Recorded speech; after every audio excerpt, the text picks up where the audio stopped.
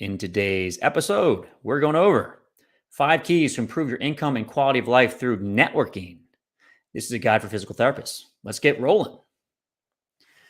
Thank you very much to Taylor Worthington, who is a student at Champion PT and Performance.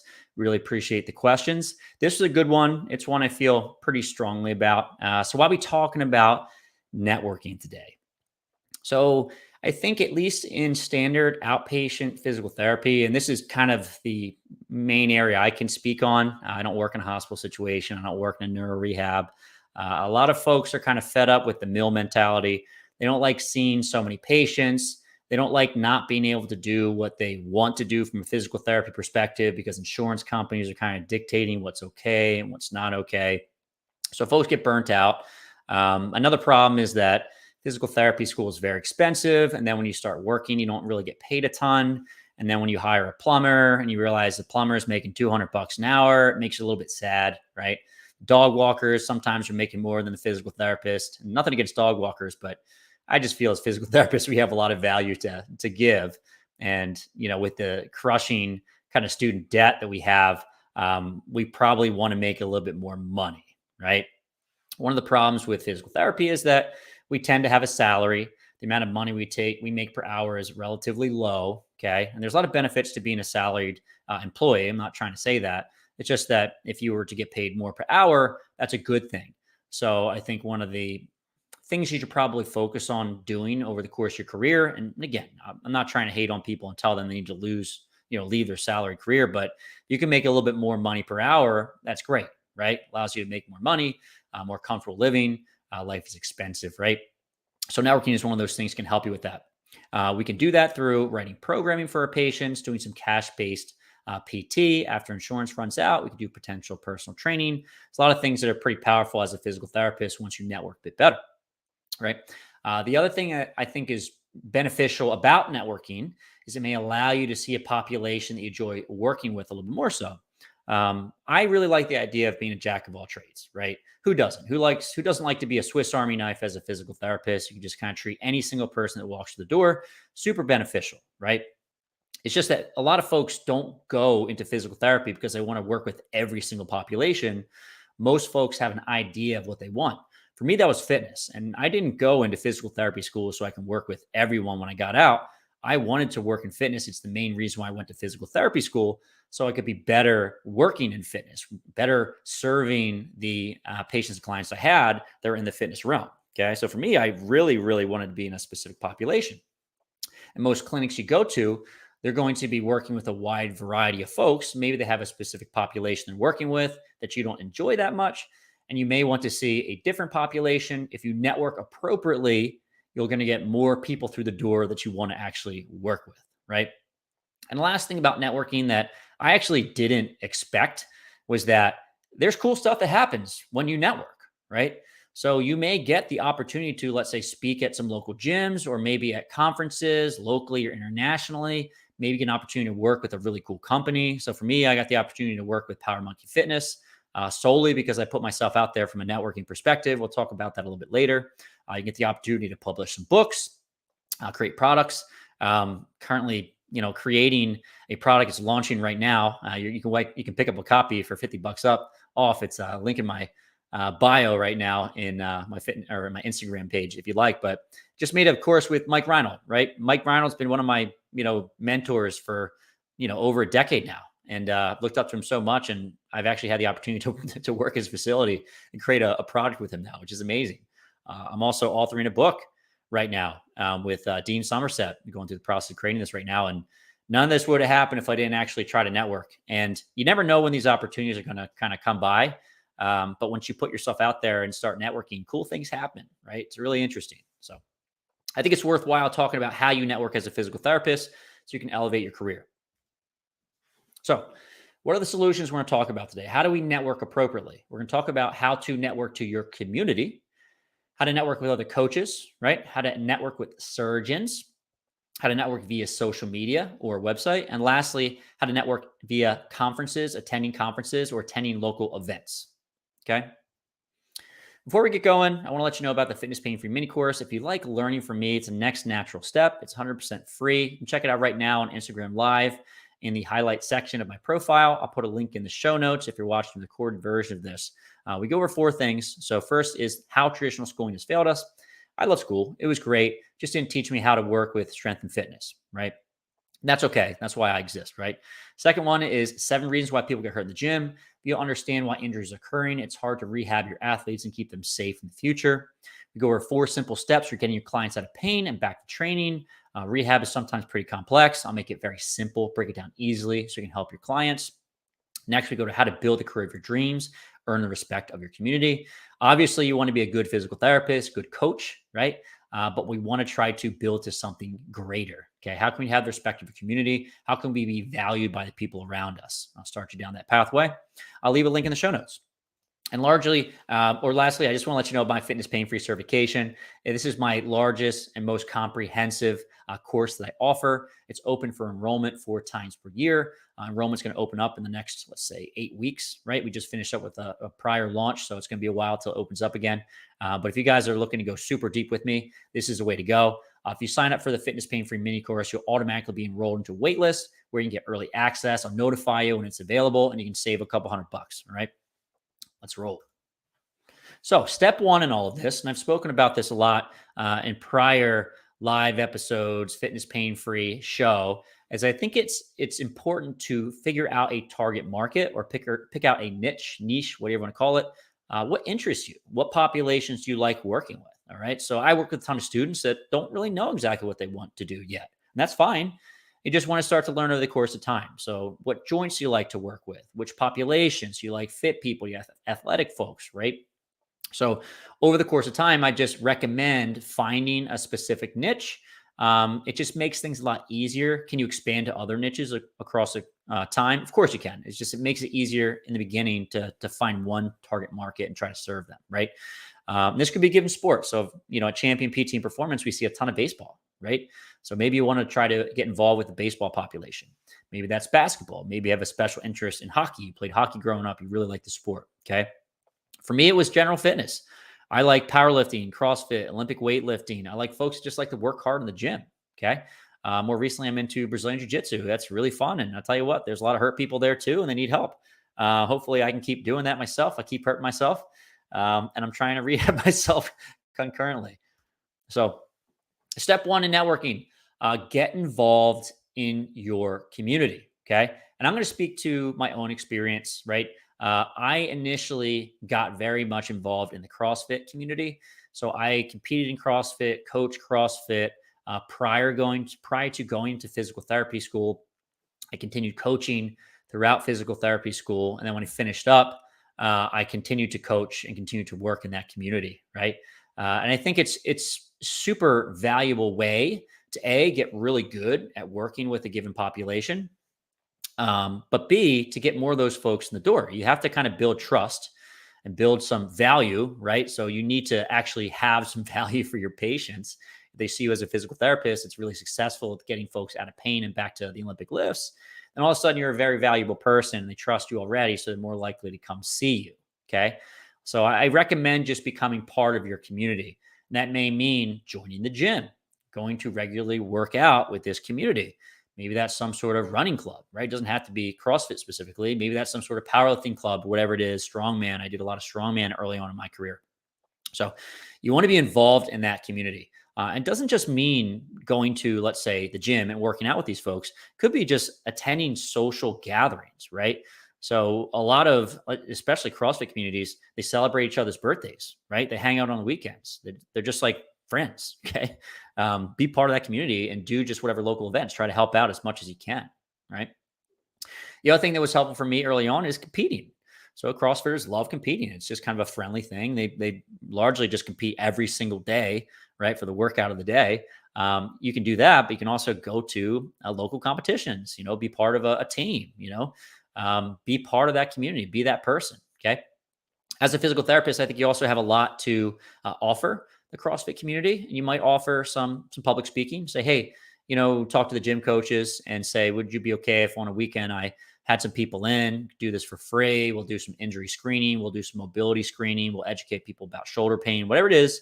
And that helps to garner some more trust within the community. And all of a sudden, you're the go-to guy. So if anyone gets hurt in the gym, they're like, oh, go see Dan. He's the dude, right? So a pretty natural way to get more folks through the door and to work with the population you want.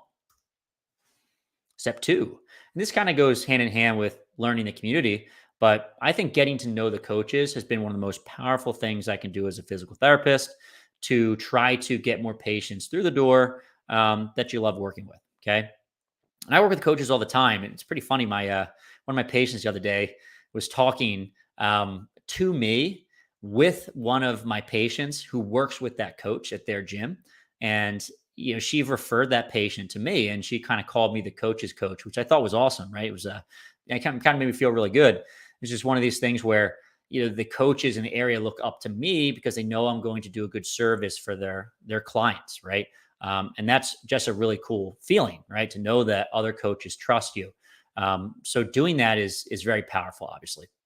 How do you do that? Well, treat them, right? One of the first things that I did when I was trying to establish myself within the CrossFit community is that I worked with a lot of coaches as much as I can. And early on, I just did it for free, and I still do some kind of pro bono stuff, just because I love doing it. A, but B, because it returns so much. If you're treating one of the coaches locally for free, they're going to feel like they want to reciprocate. Okay. And it usually means by throwing a ton of patients your way.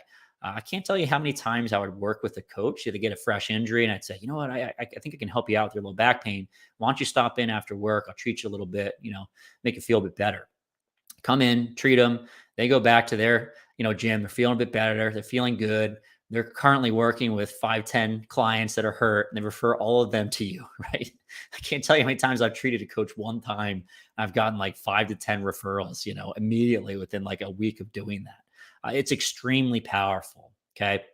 So if you're not already doing that, I think you should.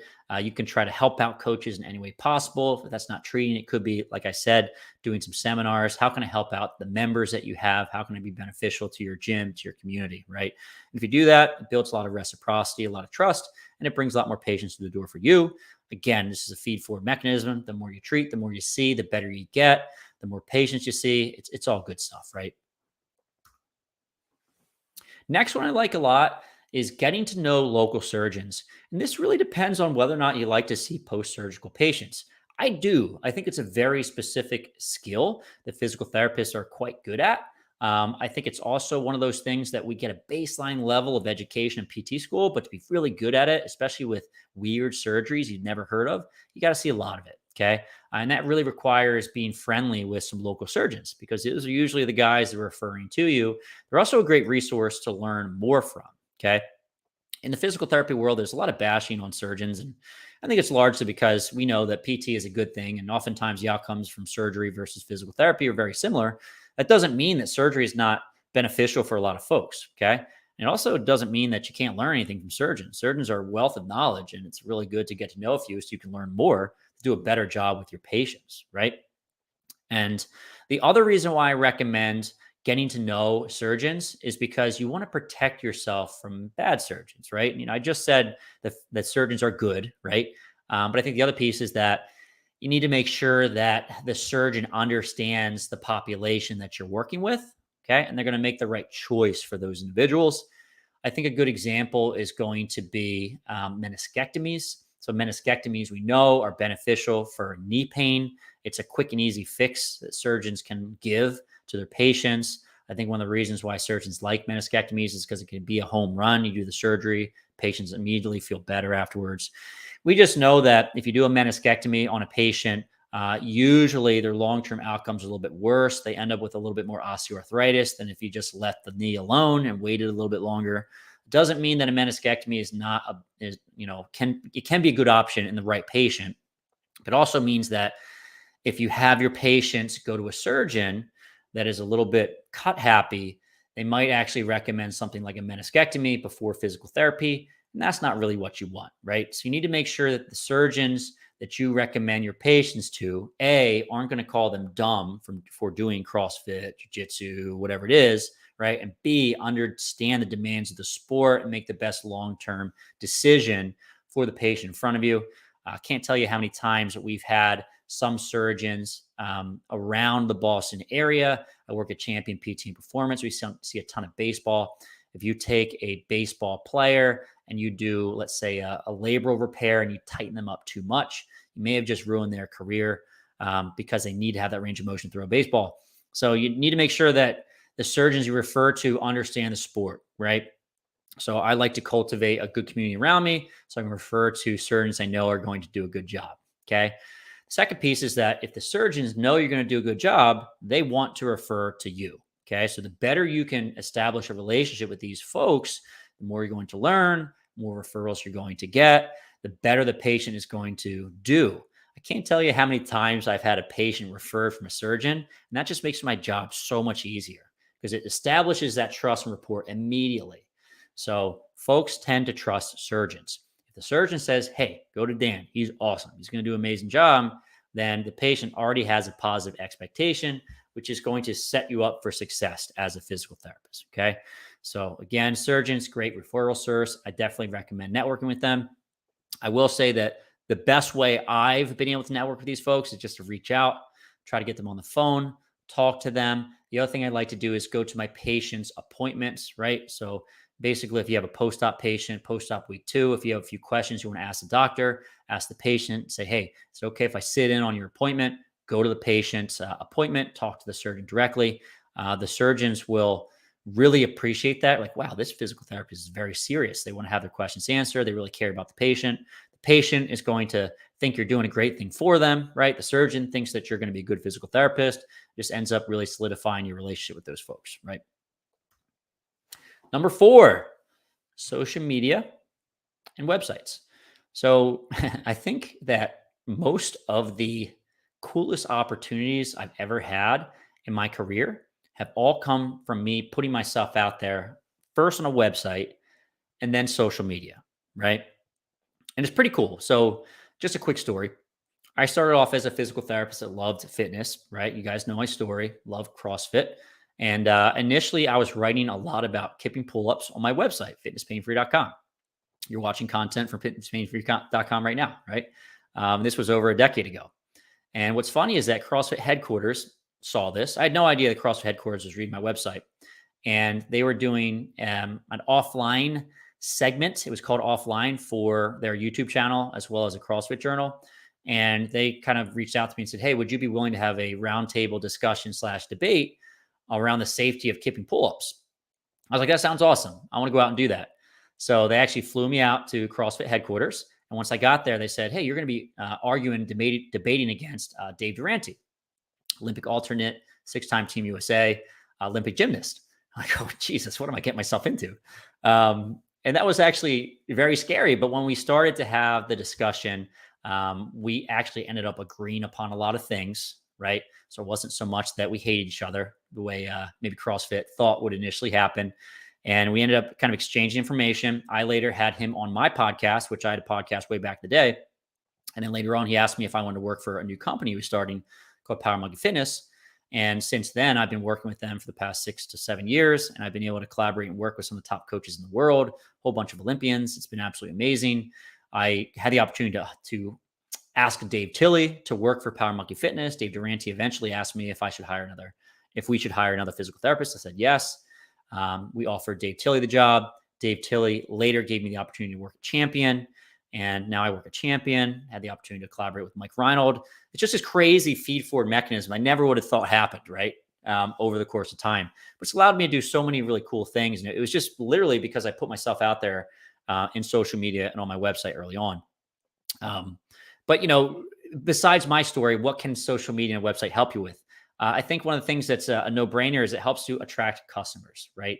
So if you like working with a given population and on your website and social media, you're putting out super helpful information for a given population. And then somewhere in your profile, you just say, hey, I work with athletes that have these pain problems. Reach out to me at this email if you want to work with me. You can get more customers via social media, right? So you can start working with the folks you want to work with by putting yourself out there on social media, right?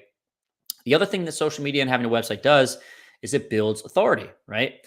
CrossFit headquarters reached out to me because they felt like I may be an authority on kipping pull-ups, or they thought I was a fool that was going to be, create some good media for them. I don't know what it was early on. Either way, I looked like some sort of authority figure just because I produce content on social media and website. Okay. Lastly, it promotes all kinds of awesome opportunities, right? That maybe you wouldn't get before. So maybe that's some sort of collaboration with folks that are in your industry. Maybe that's some sort of publishing opportunity with a major publisher. Maybe that's some sort of speaking nationally or internationally. Maybe it's a job opportunity. All sorts of cool stuff can pop up. Okay. So kind of a sleeper hit, I think, from a networking perspective. And a lot of the opportunities I've got have been from my website and social media, but it was never one of those things where I created that in order to gain these opportunities. It just kind of happened naturally, right? And lastly, a great way to network is going to be via conferences or major events. Okay. So if you are showing up in your industry's events and every single conference they put out, you get to know the people there. You become a kind of fly on the wall. You become this individual that everyone sees at every conference, and eventually people get to know you. Okay. And I think the same thing happens when you go to conferences and events as what happens when you put yourself out there via social media or website. Essentially, other people are talking to you. You get down these rabbit holes. They're collaborating on things. They have specific ideas from business perspective, social media perspective, and they know that you're someone who's in the industry and you're going to all these events. And then all of a sudden, all these opportunities just kind of pop up out of nowhere, right? Maybe that's, again, some sort of collaboration, publishing, public speaking. And you just end up becoming this go-to person in your industry, right? You're constantly there. People know who you are. If someone knows that you're the go-to person, if they have a patient has a question, like, who could answer that? Dan answers that because he's at all of these different events, different conferences, and I think he'd be able to help you out. So again, this is actually one of those things that over the past couple of years, I haven't done a great job of. I think it was mostly because of COVID. It kind of kept me inside. And then because of, my online business, I've been very busy, so it's harder to do these things. But it's one of the most powerful things you can do, and probably one of those things that I need to do a little bit more of over the course of time, right? So that's it for the conferences and events. One more time, if you want to learn more from me, go and check out the Fitness Pain Free Mini Course. It's 100% free. Link in the show notes. If you're watching the recorded version of this, if you're watching on Instagram Live, you can just go into my profile under the highlights, Fitness Pain Free Mini Course. Go check it out. Highly recommend it. So before we finish up here, if you guys have any questions whatsoever, leave them in the comments section right now. I'm going to check and see if anyone left a question on Instagram. I'll answer it.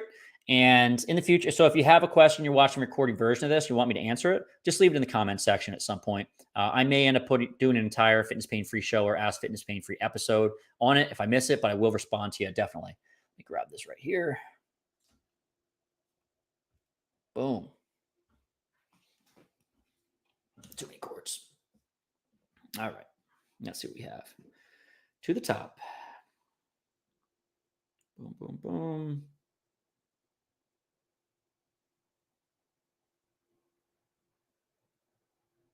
Taking a look. Do you need a mentee? Laughing out loud. Great information. It's coming from Magnolia Fitness Recovery. We always have mentees. We have a lot of interns at Champion PT and Performance. So strength and conditioning interns, as well as physical therapy interns.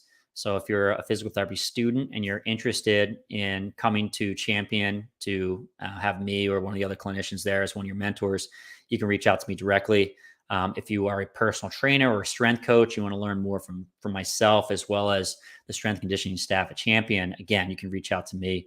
We have a lot of folks that come through and learn a lot. So they do their clinical affiliations as well as their internships there. So if you guys are interested, you certainly can reach out to me and I'll do my best to get you in. It's crazy popular and busy, so it's hard to get all the students in, but we try our best. If you're interested, let me know. So sweet. Hopefully that answered your question. All right, guys. I just want to, say thank you.